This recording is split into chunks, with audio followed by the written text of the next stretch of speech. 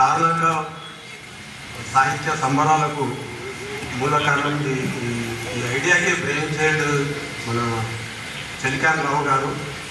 ఆయన ఇన్స్పైర్ చేసి తీసుకొచ్చిన ఐడియా. దాని మేమందరం రవికుమార్ గారి ఇంకా అసోసియేషన్లు చాలా ఉన్నాయి, మనం చూసాము. ఇంత గ్రాండ్గా ఇంత పెద్ద ఎత్తున జరగడానికి ఏంటంటే ఆయన తీసుకొచ్చిన ఐడియాని కార్యరూపంలో పెట్టడానికి వీళ్ళందరూ సహకరించారు. వాళ్ళందరికీ కూడా ధన్యవాదాలు తెలుపుకుంటున్నాను. ఎందుకంటే సమాజంలో సాహితీవేత్తలకు కానీ రచయితలకు కానీ గౌరవం ఇవ్వడం అనేది చాలా అర్థం అన్నమాట. అది చాలామంది మంది పట్టించుకోరు. చదువు ఎందుకు, పుస్తకాలు ఏంటి, ఎందుకు రాస్తారు, ఎందుకని అనుకుంటారు. బేసిక్గా నేను ఎందుకు రాస్తానో మీకు చెప్తాను నేను. ఎందుకంటే ఒక్కటే ముక్క చెప్పాలంటే రాయకుండా ఉండలేను కాబట్టి. అది మన కంపల్షన్ అనమాట. చాలామంది ఎట్లా ఉంటుందంటే ఒక చిన్న కథ చెప్తాను మీకు. చాలామందికి క్రీస్తు పూర్వం 1వ శతాబ్దంలో శాతకర్ణి రాజు ఉండేవాడు. అతనికి సంస్కృతం రాదు. ఆయన భార్యను పెద్ద సంస్కృత పండితురాలు. ఆయన స్విమ్మింగ్ పూల్లో స్నానం చేస్తున్నప్పుడు ఒకసారి ఆమె లడ్డూల వేట విసిరినప్పుడు ఈయనకు తెలిసి మోదకాయ ఇస్తారయ్యా అని అంటారు. అంటే లడ్డూలు నా మీద విసిరకపోయాయి. ఆయన మోదకం అంటే సంతోషం అని ఇంకొక అర్థం చేసుకొని ఏదో అంటాడు ఆయన. ఆమె నవ్వుతుంది. నవ్వగానే ఆయన చిన్నతనం అనిపించి నాకు 1 నెలలో సంస్కృత పండితుని ఎవరు చేస్తారో వాళ్ళు అడిగింది ఇస్తానంటాడు. అంటే శర్వవర్మ అని అతను మంత్రి ఉంటాడు, అతను నేర్పిస్తానంటాడు. అదే ఆస్థానంలో గుణాఢ్యుడు అనే పండితుడు ఉంటాడు. అతను అంటే సంస్కృతం మామూలు భాష కాదండి, అది 1 నెల నేర్పించడం ఇంపాసిబుల్, సాధ్యం కాదని అంటాడు. ఇద్దరు పందెం వేసుకుంటారు. ఒకవేళ నేర్పిస్తే నేను మొత్తం సన్యాసం తీసుకొని అసలు ఏ భాష మాట్లాడను, తెలుగు సంస్కృతం ఏది మాట్లాడను, అడవిలోకి వెళ్ళిపోతాను. దాంతో అతను 1 మంత్లో నేర్పించేస్తాడు రాజుకు మొత్తం సంస్కృతం అంతా. ఇది గతి లేక ఇక మొత్తం భాషను వదిలేసి అడవిలోకి వెళ్ళిపోతాడు. వెళ్ళిపోయిన తర్వాత అతను అక్కడ అడవిలో అబ్జర్వ్ చేసిన తర్వాత అతను పైశాచి భాష నేర్చుకొని ఆ భాషలో బృహత్ కథ అనే ఒక ఉత్తమ గ్రంథాన్ని రాశాడు. బృహత్ కథ అది ఇప్పుడు ప్రపంచవ్యాప్తంగా సాహిత్యంలో పెద్ద కథ అని, చాలా గొప్ప కథ అనమాట. బృహత్ కథ అని రాసిన తర్వాత రాజు పంపుతాడు. పంపితే రాజు చూసి ఇదేం భాష, పైశాచిక భాష, పనికిమాల భాష, ఎవరు చదువుతాడు దీన్ని, పడేసేయండి అంటాడు. అంటే అతను పోయి ఇచ్చేస్తారు. అతను ఏం చేస్తాడంటే ఒక్కొక్క కథను చదువుతూ అడవిలో మంటలకు ఆహుతి చేస్తాడు. చేస్తారు. చుట్టుపక్కల ఉన్న అడవిలో ఉన్న ఆది మానవులు కానీ వాళ్ళు కానీ జంతువులు వచ్చి ఆ కథలను వింటూ ఏడుస్తాయి. రాజుకి విషయం తెలిసి పరిగెత్తుకుంటూ వచ్చి మిగిలిపోయిన కథలు తీసుకొని అతను గౌరవంగా ప్రచురిస్తాడు. ఇంకా దీని అర్థం ఏంటంటే ఒక రచయిత ఎందుకు రాస్తాడంటే అతను రాయడం వరకే అతని బాధ్యత. అది సమాజానికి ఉపయోగపడుతుందా లేదా సమాజమే నిర్ణయించుకోవాలి. వాని బాధ్యత అందరితో అయిపోయింది. అది పనికొస్తా లేదా అనేది చూసుకోవాలి.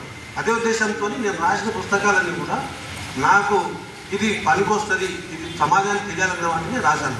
దాన్ని నేను ఫస్ట్ రాసిన పుస్తకము అమెరికన్ స్వాతంత్ర పోరాట యోధుడు థామస్ పెయిన్. అతను స్వాతంత్రం కోసం ఫైట్ చేశాడు. ఆన్ లిబర్టీ అని ఒక చిన్న పుస్తకం రాశాడు.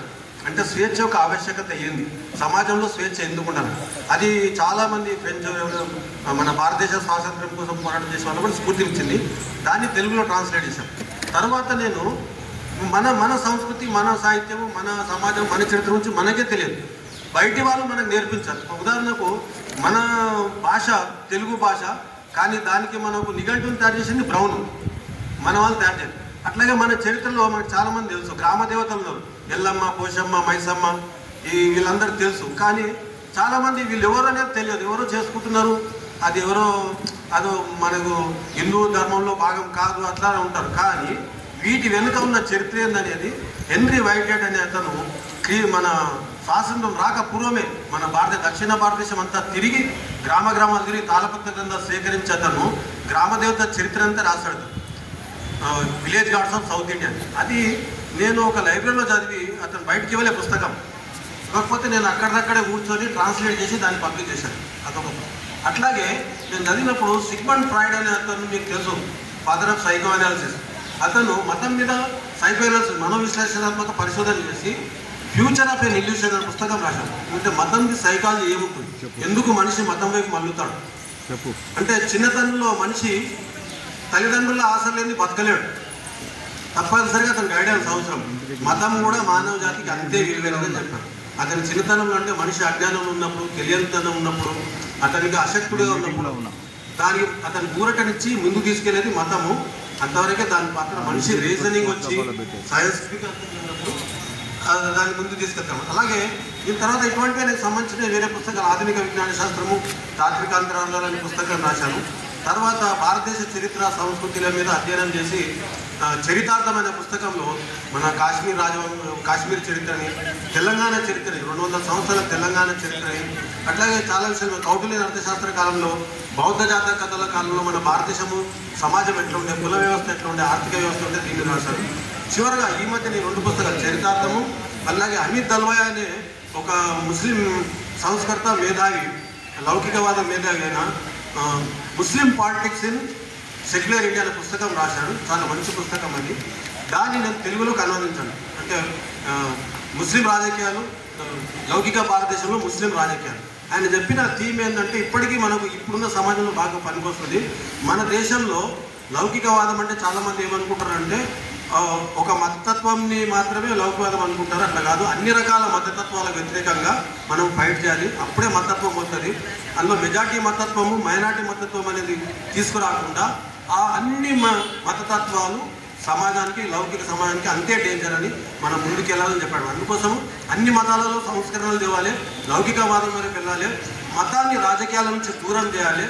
మతం సమాజం, పౌర సమాజం లోపల మతానికి ఎప్పుడు స్థానం, వ్యక్తిగతంగా ఉండాలి మతం అని తను చెప్పాడండి. ఈ పుస్తకాలను నేను పబ్లిష్ చేశాను. మీకు ఇంట్రెస్ట్ ఉన్న వాళ్ళకి తీసుకొచ్చి నాకు కూడా ఇక్కడ ఉన్నది. ధన్యవాదాలు.